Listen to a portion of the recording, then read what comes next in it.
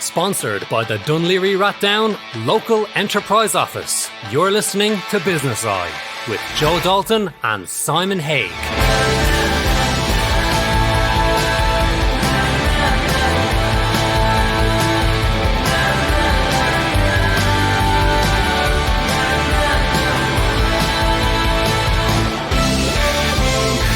And welcome to this week's Business Eye. Yes, another strange week. A lot of people are having lots of conversations with themselves or with the dog. I know myself, I'm going through a different process each and every week. My thoughts are changing. Some days I'm feeling good. Some days I'm kind of pondering on what's going on. But in general, I feel very hopeful and I see the opportunities that will occur. I have a list of guests this week, people from all different businesses, giving their opinion on how they are coping, how their business are coping, and how they're adjusting to the circumstances that we live in at the moment. And our first guest today is Miriam Simon. She is doing some amazing work at the moment. She has launched would it be a program or a system? She's run a webinar already and it's called Restart Retail. Miriam, are you there? I am. Hello. Good morning. Good morning. How are you? It's great to hear your voice. Great to hear your voice. You're always like a ray of sunshine every time I speak to you. And it's a lovely sunny day as well. Maybe where you are. Maybe where you are. Yeah, it's a bit cloudy and overcast here, but it's interesting times. I'm watching the chatter that's going on in social media. I'm observing, and you're noticing the process that people are going through. Some days, some weeks are really positive, next weeks are quite low. So it's quite interesting to see what's going through people's minds on a week-to-week basis because it's changing every so often. Do you find that yourself as well? Absolutely. Well, it can change several times a day. We're on a very we're in very uncertain times that we've never charted before. Let's be honest. Yeah, definitely. One of the things which everything sort of came to a close. Everything stopped. That was it. We know now that the government is starting to prepare to see how we kickstart the country again. They're already talking about, what happens when we do release everybody back out into the population. And one of the big things is retail. We know that a large amount of nearly all retail has closed. We know that a large majority of retail has gone to the wall. There is, some say they'll never open. Some are kind of working on what they do. So you created, or you've launched Restart Retail because that's what you specialize in. That's what your gift is, to helping footfall through the door and helping retail businesses to thrive. So I'll leave it to you. Tell me all about it. Well, prior to COVID-19. I had just finished a series of seminars about the future of retail. And I had been talking very much around the future of retail being very much, firstly, going back to local retail, because ironically, I believe that we were coming to the end of a commuter culture. I didn't expect it to happen quite so instantly. I didn't expect it to be quite so instant. But I felt that from an environmental point of view, we were coming to the end of a commuter culture, both environmentally and generationally. Kids don't understand that whole sitting in a car for 90 minutes unproductively thing. Yeah. So that was going to happen anyway. But and I think that what's happened with the pandemic is these generational social changes are going to happen really, really fast now. So we're going to see changes that we're probably going to come down the line in 3 to 5 years happening as we emerge out of this pandemic, which is going to be a long and very protracted process, realistically, for retailers. So, I reckon we're probably going to go through a period of a very long period of where we'll go back into the containment phase, and there'll be different levels of containment. So, businesses will be able to trade a little bit, and they'll have to adapt how they trade. The other thing I had spoken a lot about, and the webinar that we did earlier this week was very much, is that the future is around blended models. So, and the key one is digital. So the businesses that would have traded without a digital presence, there's no way they can delay that anymore. They need the digital presence Don't get me wrong, the store is going to still remain really critically important. But whereas it was the stores that were in the big cities that were important, it's going to be the local high street that the balance of power will go back to. Because people are going to be craving connection. And by that I mean proper connection, almost like an emotional connection with the places that they shop.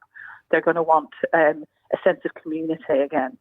So local business, if it's ready, the time has never been so good. Unfortunately, it's the big guys that are going to bear the brunt of this. It's actually the big guys that are going to feel the most pain here, because there were some changes that were already in place, and this is going to speed up the pain that they were feeling.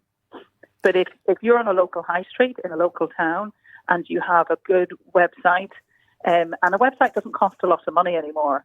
And can I also just say that if you're a retail business that employs under 10 people, you can go to your enterprise office and you can get a grant of 2.5K, which is enough to get your website up and running. And you only need to put up 10% on it as well. Yeah. So we were speaking to the local enterprise office last week on that.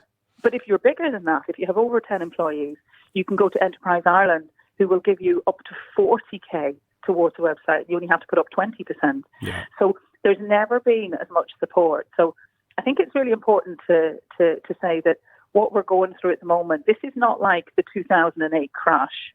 The closures that are happening, for the most part, have been requested and asked of people. You know, this is...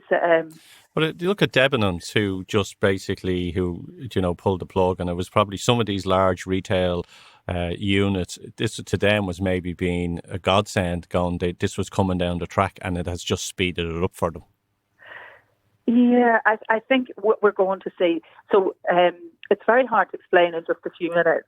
In the olden days, I'm sounding like an old biddy now, back in the 90s, the strategy for all of those big legacy retailers was about the race for space. Everybody wanted to be in every single market. So what you had big businesses that were opening everywhere because they wanted brand saturation. So they wanted to have their brand in every single town, everywhere. And that meant that maybe a third of their estate was running at a loss. And that was okay. That was strategically, it was all about being everywhere and being the biggest.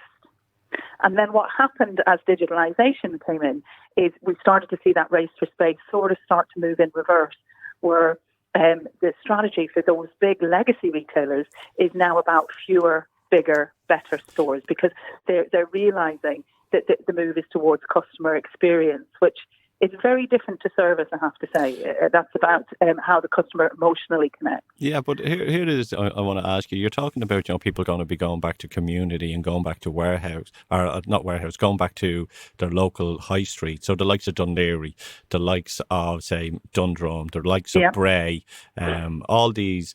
Wicklow Town, we're looking at all these locations. Does that mean then that like the big retail parks are going to suffer, or because they're close to a commuter belt, they still thrive? Well, hopefully they will still thrive. I think the important thing to say here is people are not going to go back. People will want to go back, and people will shop locally. And there's a few key reasons, but local retail needs to be ready for it, Joe. If retail isn't, good retail is good retail and poor retail is poor retail. It doesn't matter what else is going on externally. But what I would say to you is you're going to have a situation here where I had said that the commuter culture was going to end in the next 3 to 5 years. And there were a lot of reasons I was saying that was going to happen. That's happened. That's a fact. So even as we come out of, even when we go back into a containment phase, and even as we come out of the pandemic, even if you fast forward 2 years here, right? Because we're not going to go back to normal, because it's going to be a new normal. So I think that's the important thing. But most of these guys who thought you couldn't work remotely have discovered very quickly that you absolutely can. So I would say 75 to 80% of those people are not going to go back to adding 3 hours onto their day commuting. Yeah, I agree that it's. I think it's one of the lessons that has been learned. You can function. It takes a while to get started on it, but you can function.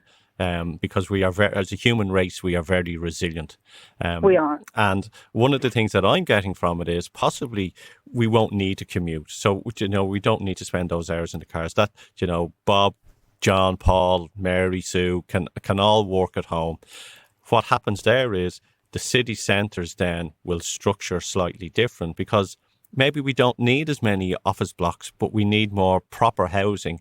Even I'm talking about to people who are living in apartments and going, do you know, there's one thing this has learned is that if I ever buy a house again and I'm in or buy an apartment, I need to have a balcony. I'm stuck in four walls. So even the planning and everything from this will have to be revalued. I think if we have good people, Joe, who if we're really strategic about this and we take a moment and think about what's happening and good work goes into planning here, what we will see is we will see the city centres become more about the day out. We're basically seeing things go back to the way they may have been many years ago. Yeah. So we'll see the city centres as being the day out and being more about experience and events and showcase stuff.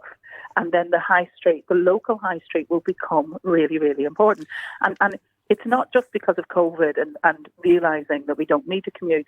You know, realistically, one of the things that has been highlighted here, and one of the trends that this is going to also speed up, is that awareness around carbon footprint and that awareness around, you know, our own personal as well as corporate responsibility, our own personal responsibility with carbon footprint. That was coming down the track. That's going to be coming down the track much faster now. It is, because people were talking about it, but no one was doing anything about it. You know, everyone felt bad about the community, but in their day-to-day process, they weren't really doing anything. And I think this is shock. Like, I'm asking people, what have you learned to live without?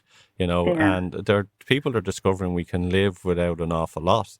You know, for ourselves at home, we it's amazing what we're living without, and enjoying it with our family as well. And when it goes to the likes of planning, and it goes to the likes, it's what I believe is it's, you know, asking questions and asking the right questions, because when you ask enough questions and the right questions, that's when only things change. And the people that want to make the change do it not for their ego or what's in it for me, but are making decisions for the greater good, period. I totally agree. And there is people's viewpoints and the what people want is shifting. Now, I'm a retailer, and you know, when I talk to other retailers, this is the bit that makes everybody's butt clench. There is a move, the move away from consumerism and towards sustainability is happening. Whether everybody wants it to or not, it's happening, and it's happening quickly. So the future of retail is going to be about blended models.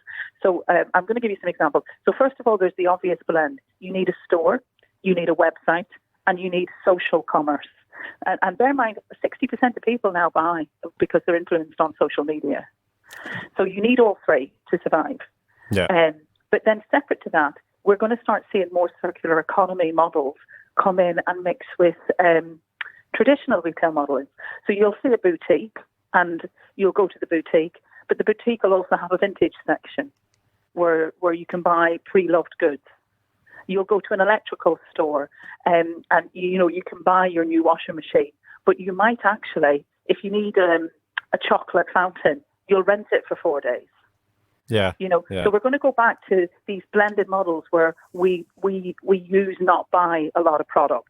We still want product, we still want to buy, but the retailers that will survive will be the ones that blend their models and give an aspect that is more circular economy mixed with the prime retail. Well, we came to throw away, you know, generation. Like, I remember when our kettle broke, basically my father would go out and buy a new element and put a new element in the kettle. Or, you know, now is if it's broke, you just throw it out. So we just came, you know, plastic was there and everything it's out, throw it out, buy a new one. There was no repairing. You know, the washing machine man would repair the washing machine. Now people just, if something goes wrong with it, they throw it out. That's, you know. I think we will see that reverse. Yeah. So if you think the electric screwdriver, so that was a real dad gift when I was growing up. Everybody bought their dad an electric screwdriver. The average use of an electric screwdriver over a 20-year period is about 8 minutes. So it doesn't make sense for every household to own one. Do you know what I mean? Yeah, but when you have it, you need it. You need it. No, but if you need it, you go to your local electrical shop and you pay £4 and you borrow it for a weekend. Yeah. Do you know? Yeah, no, I agree with a lot what you're saying, and I think there is going to be, big changes. I see. It's actually exciting. I think for the independent and for local retail, there has never in generations, there has never been as much opportunity as there is right now. No. And whilst it might not feel like that because everybody's sort of either partially trading or not trading, this is, these are guys that are closer to their customers because they either open the business because they have a lot in common with their customers, or they just spend so much time with their customers that they know who their customers are inside out. So there's never been a better opportunity to actually take a pause here and focus on your business and get yourself future fitted, so to speak. But that's it. Everyone has fallen off the edge and everyone will climb back up. It's like a fresh start, and you have the choice either to embrace it and make the change, or don't and be still in that free fall. I agree. I think what's happening is a real leveler. I think the important thing if you're a business is to remember that it's not just your business. This is across everybody, which is a real leveler. But it also means that there's going to be huge energy in getting everything moving again on the other side, so to speak. There's going to be huge support. So my advice would be, don't wait to be told what to do. Definitely. Start thinking about, what does this new world look like, and how can you be part of it? Yeah. And how can you get ready now? Yeah, it's based. Don't start planning to wait till this ends. Just start planning now. That's it. Yes, On it. I would agree. And I'm going to let you go. I know you have to jump on a meeting now very soon. And the other thing, I think Brexit will be pushed out for a couple of years. Do you know, I miss Brexit, because when that was our trauma, that seemed like such a big deal at the time. Yeah, I think it'll be. It'll be. It's like I seen there that they were flying in charter planes of fruit pickers from Europe into England to get the harvests. Yeah, so it'll be interesting. People can get you on LinkedIn. Do you want to give them your? Yes, I'm Miriam A. Simon on LinkedIn, or my website is pto.ie. www.pto.ie. But listen, wishing you all great health and good trading for the future. Definitely. Have a great day. Take care. God bless. Bye-bye. Bye. You're listening to Business Eye, sponsored by your local enterprise office in Dunleary Rathdown. Together, we're making it happen. And my next guest is Grania Keller from the wonderful Airfield Estate in Dundrum. Grania is the CEO, and as we know, Airfield rely on you and me, the footfall to come in the door, for them to keep going. However, I love what they are doing at the moment. They've sort of changed the sails while we prepare ourselves to get back to business in the next couple of weeks. And I'm going to let Grania tell her story of how they're adapting to these strange times. Hi, Grania. How are you? Hi, Joe. How are you? I'm very good. How's life? Sure, we're fine now. You're fine. Hanging in there like everybody else, I think. Reinventing ourselves a little bit. Yes, I love that the 2K radius. What a beautiful place around yourselves to have a 2K radius to walk around there with no people. I say it's a blessing. No, well, funny enough, we're obviously the gates are shut to the public. Yes. But it's pretty much a hive of activity behind the scenes, observing social distancing, of course. We've managed to keep our team on the payroll at the moment. And I suppose when we knew we were heading for a closure, we decided to think about the things that we could do that might help the local community. Very much in, I suppose, the way that the Overends would have done it in their time. Yeah. So there's still an awful lot going on in Airfield, even though, as I said, the gates are closed to the public. So we have the animals on site, obviously, which we continue to care for. The cows have been milked every day. Our food growing continues. That's it. We have about 1,300 meals leaving our kitchen every week, going to the needy in the community. Yeah, tell us about that. Tell us about that. What? Yeah. Because I know you have the kitchen there, and you produce amazing food. I'm salivating here thinking about the amazing food that you produce, and I can't wait for you to reopen again. But you've kind of went, okay, we've got this food, but unfortunately we can't, provide it through the kitchens, for people. So you're helping the homeless, or you're helping needy people. Is that correct? Am I right in saying that? That's right, yeah. So we reached out, just before we closed, we reached out to the wider community in I suppose, South County Dublin, really, through Dunleary Rathdown. And it took us a little bit to find out where the need was. But as I said, we're now producing 1,300 meals a week that are going to, I suppose, we're working with the deaf schools in the locality, and we're also working with a charity called Making Connections that works with elderly people in the community, and we're also working with the local resource centres as well. So really it is providing hot, wholesome, healthy meals to the needy in the community. That's excellent.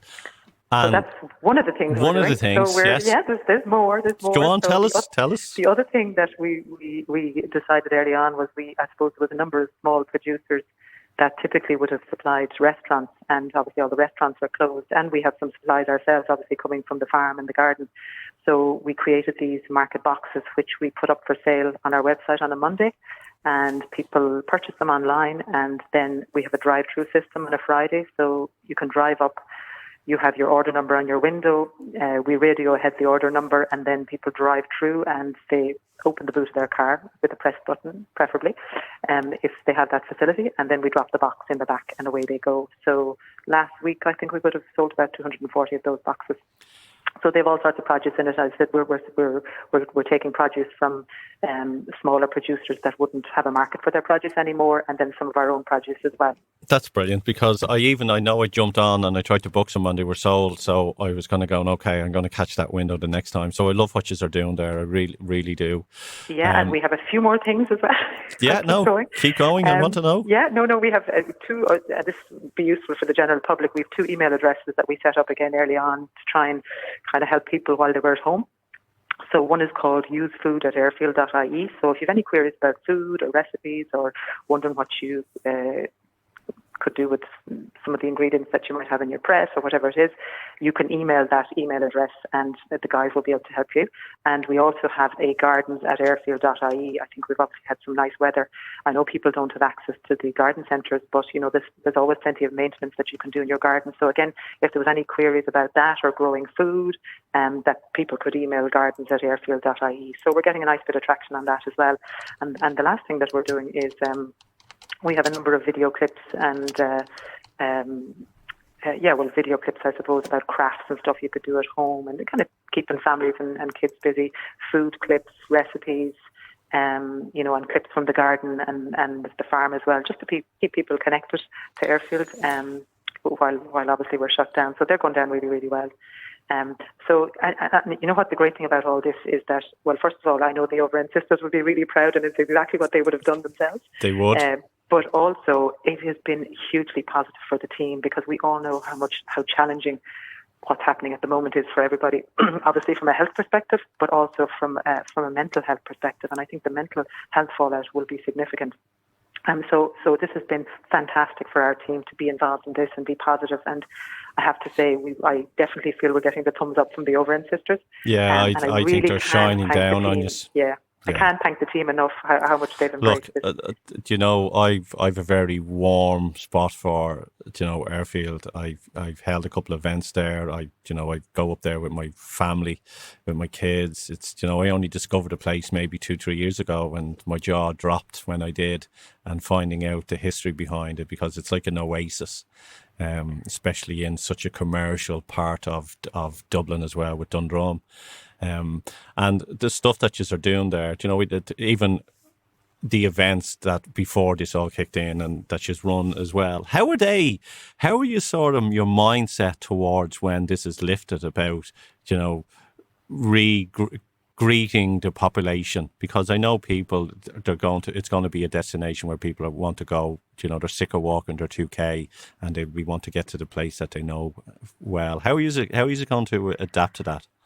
Yeah, I suppose we don't, it's kind of hard to know at the moment. We don't have a date, and I think this is probably what everybody's struggling at. Nobody has a date when we're going to go back, and when we do go back, what's that going to look like? I do have a team working, kind of a person from each area of Airfield, working together at the moment on reimagining Airfield with a 2-metre distance. So what would we have to do in every area of Airfield to be able to sort of facilitate that people can engage with Airfield, but maintain the social distance of the social 2 distance. meters. So I think that's here to stay until we get to vaccine stage, I guess, in some form. I don't think it'll be I myself personally, I don't think there'll be a 2-metre distance when you get to that, because we won't be able to function with most businesses. That means it's like pubs, bars, everything will not reopen again then, because there's a lot of places that need small amounts. Well, we have space, so we're lucky. Yeah. We 38 acres, so that's think not an issue for us. But I think you have to have in certain areas, whether it's the restaurant or whether it's the retail, or when we run the market, the farmers market on a Friday. When people attend the milking or the egg collection, all of those things, we will have to have certain protocols and procedures in place. I think there will, to enable people to observe the 2 meter distance, if that's what it is. I'd say what eventually will happen then is that there'll be enough people that will have had it and will have got over it, and it's that the pressure will be off our health system. And it's we don't know, but I hope that things change in the next couple of months, and something will happen or be better by the end of the summer anyway. But we're just speaking to someone there about retail beforehand, and they're saying that this was coming down the track anyway, as in people were going to start shopping local, people are going to start getting back into the community, and with the COVID-19 coming along, it sort of just fast tracked everything as well. I think it has, and I think people are talking about getting back to normal. I'm of the view that I don't think we'll ever be going back to normal as we knew it. I think we're in a transitionary phase.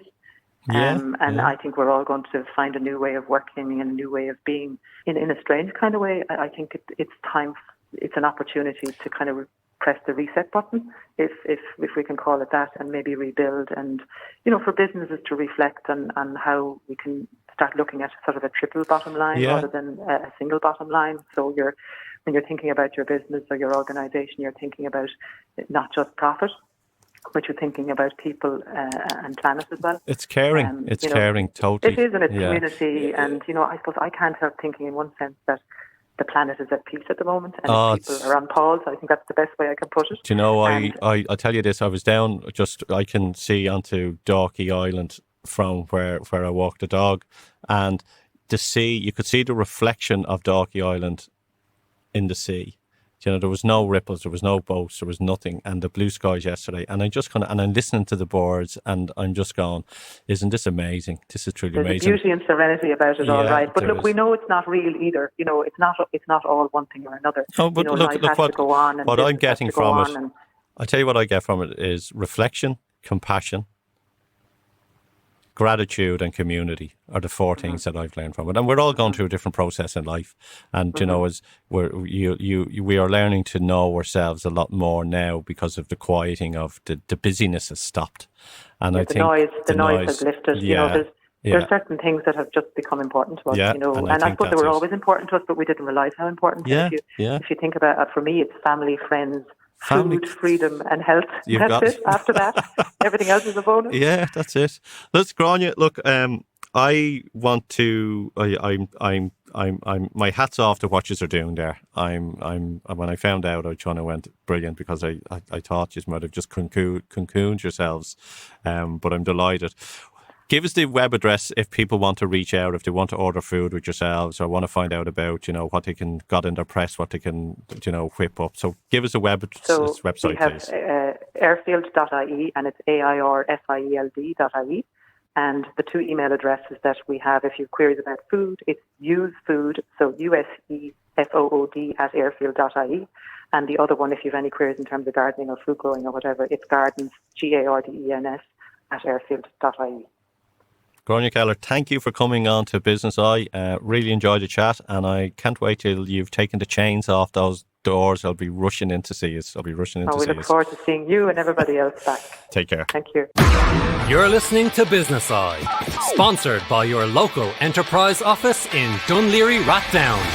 Together, we're making it happen. And my next guest is Brian Walsh. Brian specialises in a software which helps our banks, our financial institutions and investments. Brian, are you there at the moment? Hi, Joe. I'm doing very well. How are you? I'm great, Brian. Brian, you got all your people to start working remotely. How is that working out for yourselves? Yeah, no, I'm very happy with our team's response. So we're a software company, group of actuaries making software for banks and insurance companies, mostly in Dublin. And we've been fully remote since the 13th of March now. So no, I'm very happy with the team's response, the way that everyone stepped up and kind of mucked in with the way things work. I think we're lucky enough in some way that we are a software company and we're quite a lean company with a lot of cloud-based technology. So, it's probably not as difficult for us to move remotely as it is for some of our clients who are big brick and mortar banks and insurance companies. How do you think those big, large organisations that are brick and mortar are going to adjust to what's going on at the moment? I know a lot of people, even we're speaking to our own banks, or you're speaking to telecom or whoever, and you're getting someone and they're working from home. What's the mood out there and how they're adapting? Yeah, I think there's a variety. It depends on how much testing they had done in the past on working remotely. I think a lot of these companies didn't have the facilities to work remotely, to have 100% of their staff working remotely. So there were capacity issues at the beginning, particularly in the middle of March, around VPN access. How many of the staff could work remotely? There was kind of rotas of sharing VPN access time slots essentially to get in. But I think that just kind of was a very short-term problem, and a lot of people now are starting to ramp up their facilities to enable a large majority of their staff working from home. So I think the response from the financial service companies that we work with has been very positive.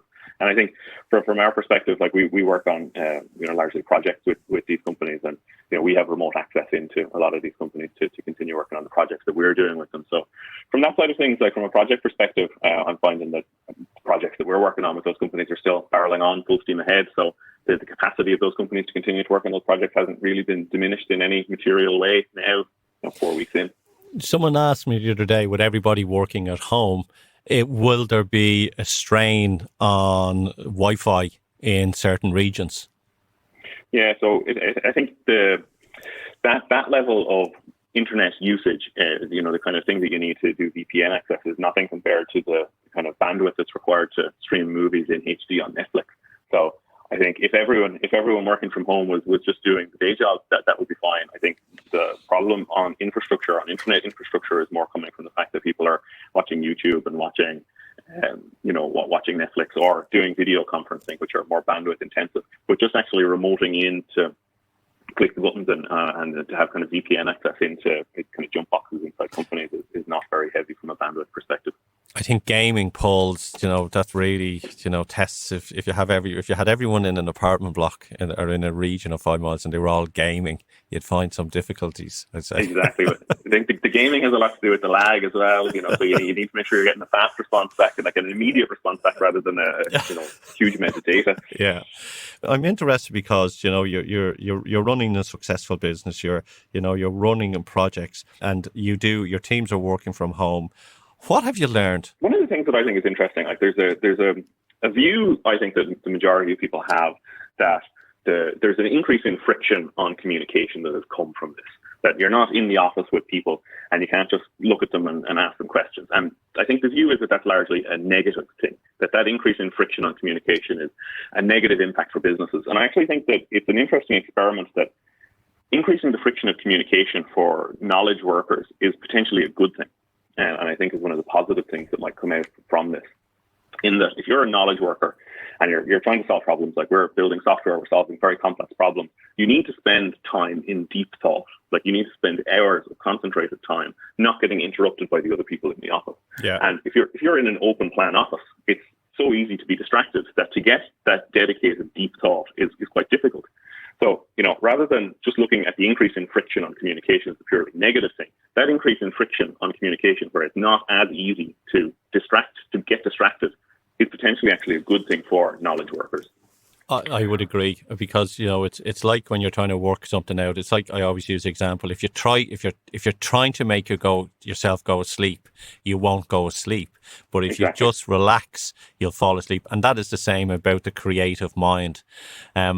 And one of the things as well, which just popped up while you were just giving us your feedback there, was there's analysis out there that people work, maybe they go in to do 8 hours, and out of the 8 hours, they'll probably only work 3 hours, between getting cups of coffee or getting water or checking their Facebook. Do you think people will work more now that they're at home? I think unless you plan not to, I think it's very difficult to not just kind of to blur those lines between your personal life. You're in your house and if you're working, it's easy to just continue to work harder. I also think that it's easier to get caught into the trap of checking the communication protocols that you have. So if you're using Slack or Microsoft Teams or you're even just email, I think you need to focus to not just keep checking those things, that you're used to having that interaction with your coworkers much more frequently, and you shouldn't try and substitute that with just continually refreshing the email, continually looking at Slack and the other communication platforms. So I think in terms of both the number of hours, but also in the way that you work, I think it's not natural to do that kind of deep focus work. But you should try and do that. And the same for meetings. I think, there's an awful lot of video conferencing. I've been on a lot of Zoom calls and WebEx calls and those kind of things. And I think if you don't plan agendas, not planning agendas in person is bad, but not planning agendas for video conferencing can be a lot worse, because people are not used to having that communication, and you can put people on the video conference and you can waste a lot of time doing that. So I think kind of agenda planning and setting boundaries and having a dedicated place to work and in your house that's work only are all positive things that you should do to limit your work. Especially with the video, you have to set that agenda. You really do. If there's multiple people there, and if someone wants to talk, there's a limit. You have to give them a 2-minute limit, because you have to be mindful of everyone within that group then as well. Absolutely. The future. What do you see the future being for your industry, and or actually just in general? I'd love to know your opinion. Yeah, it's obviously predicting the future is difficult. I think in the medium term it's hard to see, so there's going to be a reduction in the restrictions at some point in the next 3 months, but it's hard to see our companies going to say, okay, well, everyone pile onto the Dart or onto the bus and come into the office now on Monday morning. I think everyone sees that sporting events and large events are not going to come back nearly as quickly as we were loosening the restrictions. But I don't know if public transport is going to ramp back up as quickly as people expect it to. If restrictions are lifted, are you going to be back in the office on Monday morning? And our company is going to ask their employees to get on public transport in really close proximity to lots of other people in the next 3 months. I'm not sure. What I think one of the big effects is going to be how public transport operates in the next. Okay, I'll throw this out to you. I was just saying it to someone there earlier, but I'll throw this out to you. Pubs. Okay, so people might go, public transport, and I'm in my office, and I'm not. Now, I don't drink myself. The last time I was probably in a pub was, I don't know, before Christmas.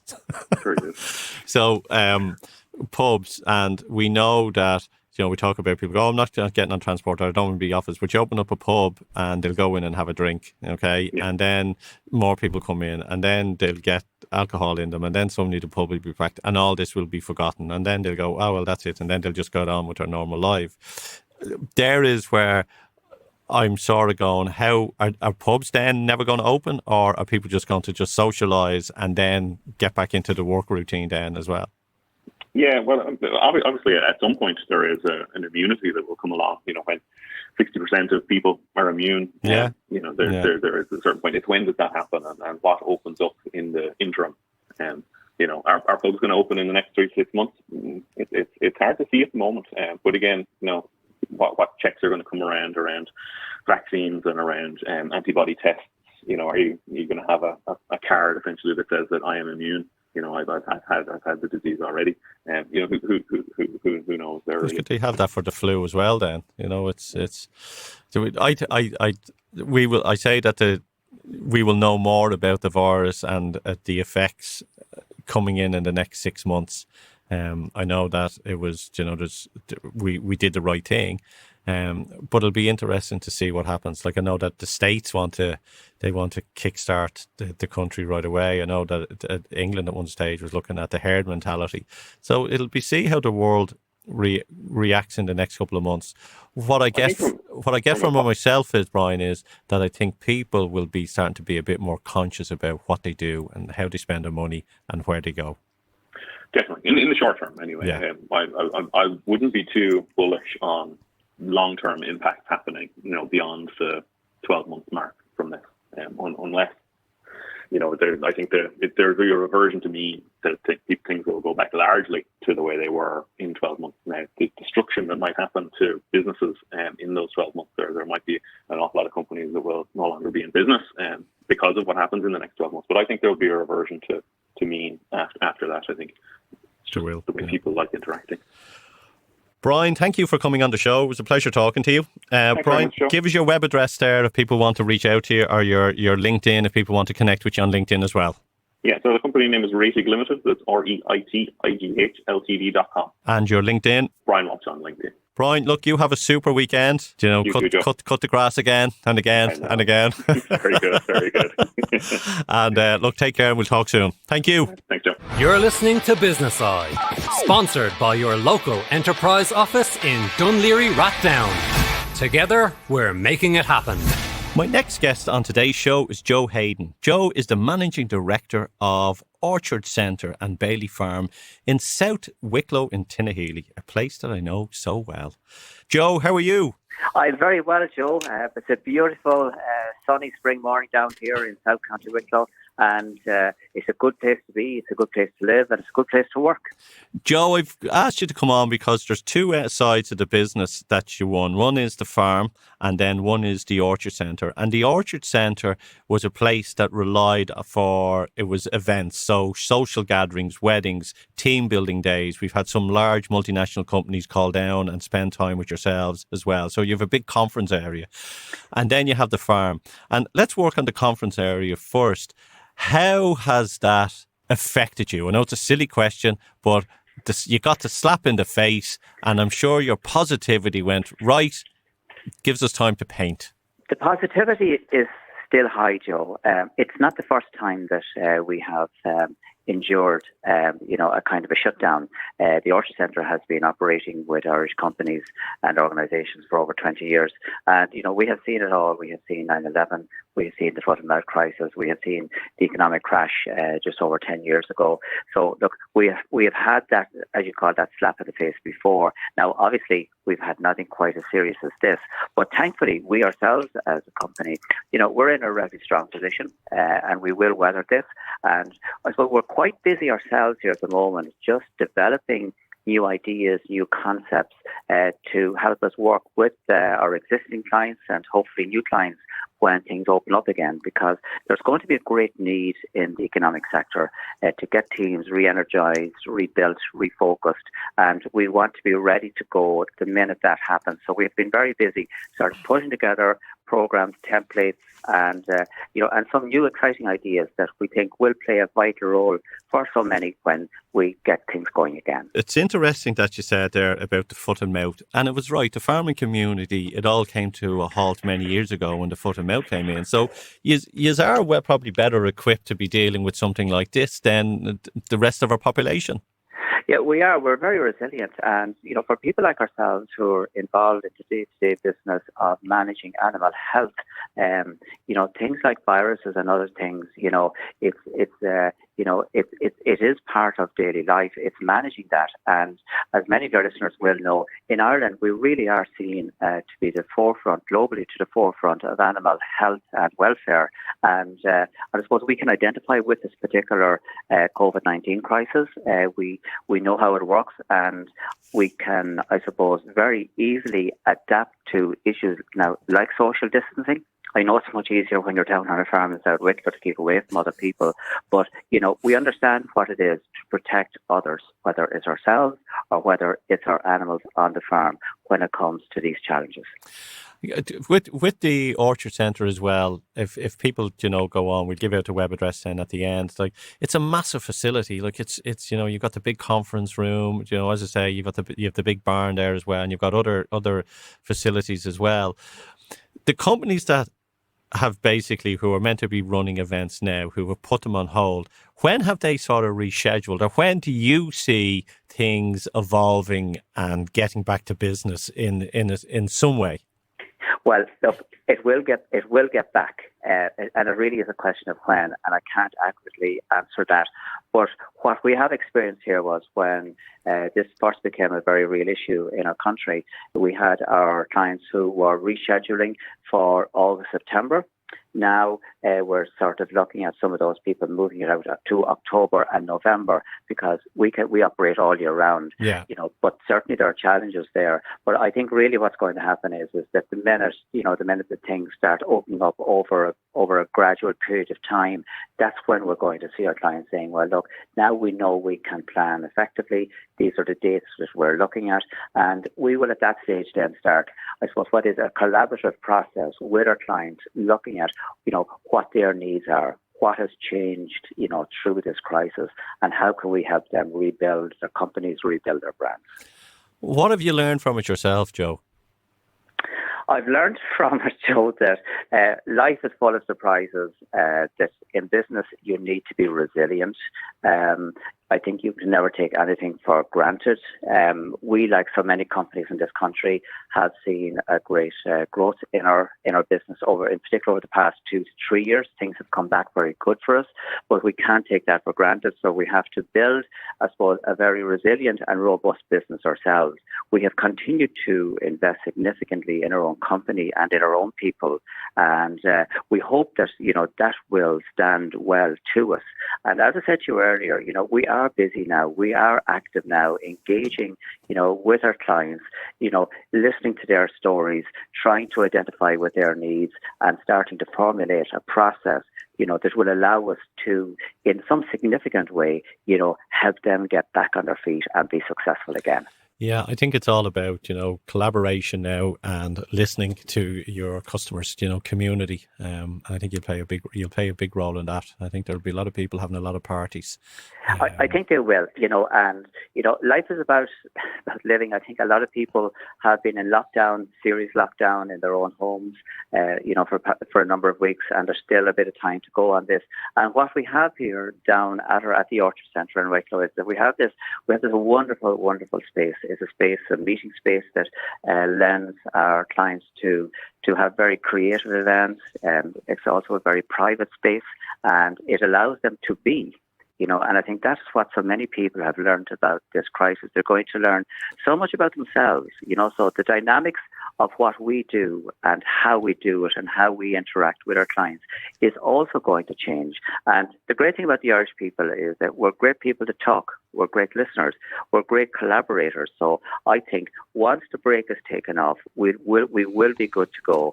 And what I will be saying to anybody listening, Joe, out there is, at any stage, pick up the phone, go onto our website, talk to us. Let's just put some ideas out there, and let us even at this stage begin a process, that will help them get back on their feet as soon as possible. Definitely. And I look forward to visiting yourselves as well. Joe, tell me, where can people, if they want to, I know you have some amazing videos as well of the location as well, and what you offer. What's the web address there? The web address is theorchardcentre.ie. It's quite an extensive website. It will take you through our facilities, our different types of programs. It'll show you our meeting space. And as you rightly said, there are some excellent videos there, which even in their own right are highly entertaining. And I think they'll give people a very good sense of who we are, where we are, and indeed what we do and what we have to offer. And what we have to offer is a very diverse menu of programs and activities, but all of them are tinted with a little bit of fun. Okay, yes. That's really important thing. Fun. And we create a reflective space, that gives companies and our clients that opportunity to express themselves, to learn from each other, and to go forward from this very difficult time in our country's history. Yes, it'll be studied in the history books. It will indeed. And we hope that we are part of the good side of that history. Yes, Joe. I'd say. Joe, it's a pleasure having you on Business Eye here. Thank you very much. We will hope to see you soon. And look, God bless. And yes, it's all about fun, laughter, and joy. Fun, laughter, and joy. Thank you so much, Joe, and to you and all those listening. Take care, and hopefully we will meet you and some of your listeners soon. Thank you. You're listening to Business Eye, sponsored by your local enterprise office in Dunleary Rathdown. Together, we're making it happen. And my final guest of today is Matthew Gorge. Matthew is the CEO of VG Trust. Matthew, you would be the expert in IT security and risk management. And I want to ask you a question. Firstly, how are you? I'm very good, Joe. Thank you for asking. It's unprecedented times for everyone, and I think everybody's adapting very quickly. So we're doing well at VigiTrust. We're all working from home, and we're continuing to work with our clients worldwide. We use the software that we provide called VigiOne, which essentially allows clients to prepare for, validate, and manage ongoing compliance with the likes of GDPR, PCI, and other regulations around data privacy. And there's the one thing that with everybody now working from home and, people dialing in with VPNs or they're using the likes of software, Log Me In software, security has come very important, and probably that companies may be more at risk to be hacked or their data to be going a different direction. Are companies aware of this now, or are they just trying to get their people up and running and they haven't even thought about it? So I think it depends on the size of the companies and whether they had any type of remote working procedure or facility before. If you think of any standard organization in Ireland or worldwide, some people will have been working away from home and maybe traveling, and they may have been trained, and the company would have put in place the right security levels. So, as you said, VPN, strong authentication, additional security levels to access core systems and key data. The challenge right now, though, is that most organizations end up with 95%, sometimes 100% of people working from home, and they may or may not have been made aware of the risks. They may or may not have been made aware of the policies and procedures. And on top of that, hackers don't take a holiday, and they actually see the crisis as an opportunity. So we've seen new ransomware attacks. We've seen people hijacking conferencing systems. We've seen people essentially creating new scams against people that work from home and haven't been trained. And I think the key challenge for organizations is to provide that training as fast as possible and provide their employees, remote workers, with a safe working environment that really allows them to protect the data as if they were based in the office.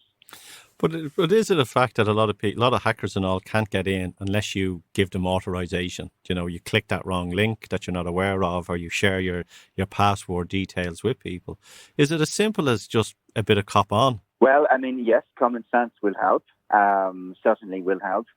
However, some of the attacks are extremely sophisticated, and some of the new phishing attacks or the attacks against key executives or managers that might have additional privileges to get onto systems, they've become extremely well done. So it might look like you're receiving an email from me as the CEO, but unless you're made aware of the fact that those scams exist, you might actually say, oh, the CEO wants me to do something, wants me to provide them with access to a system. I will actually provide access to the system.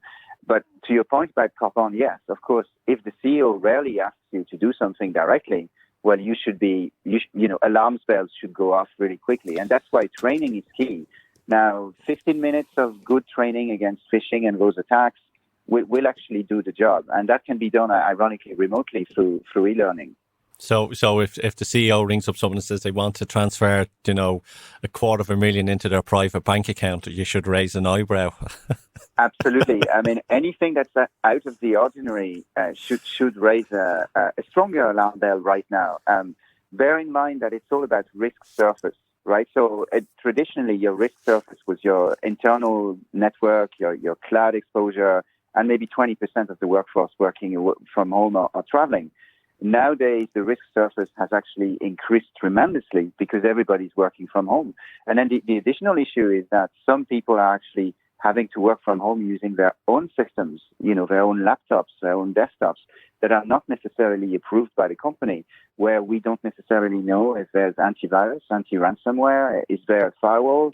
And so the attack surface has increased and also include assets that even the best IT teams can't actually connect to because they don't actually have the right systems to do that. So we're also seeing people dropping laptops to their staff so that they can be managed by the company. And it's actually something we'd encourage. If you can't do that, you should certainly provide a checklist to your users so that they can check that they have the right security systems on their own devices.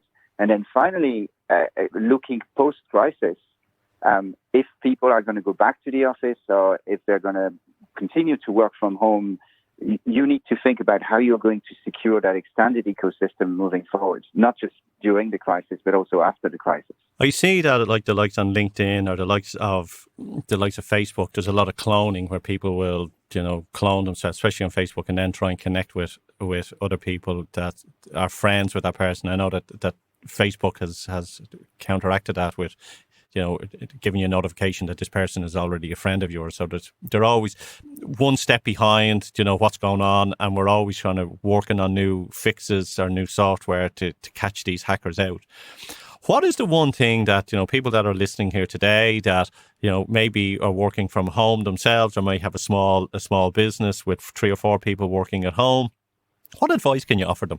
Well, I suppose the first thing is to use common sense, as we already discussed. The second one is to raise your awareness levels because your risk surface has increased.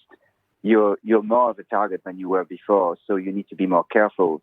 There are simple things that you can do, securing your email, making sure that if you accept somebody new on LinkedIn or Twitter or Facebook or Instagram or whatever, that you actually use your own kind of security checklist, making sure that anything that looks out of the ordinary is actually scrutinized a little bit better.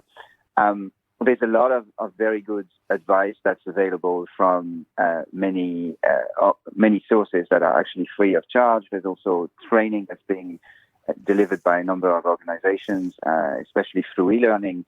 And now is actually a good time to essentially update your security skills levels.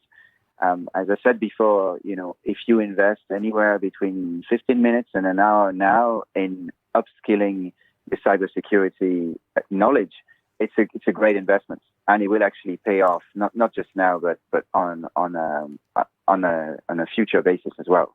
How do you see things when we move from being locked down? Do you see that more people will stay working from home? What do you see the future being in tech? Yeah, it's a great question, Joe. I think that we're going to realize that some of the meetings we used to have could have been an email, and we're also going to see a number of people asking to continue to work from home, maybe not fully from home because they'll have been missing the human interaction, but that perhaps they discover that some of the work that they do at home, they do it in a more productive way.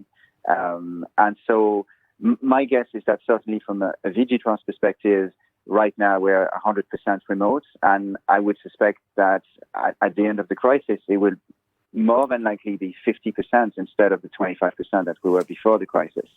But the silver lining here is productivity, I think, because we'll find that some organizations will become much more agile and much more focused because they've had to re-engineer the way they work.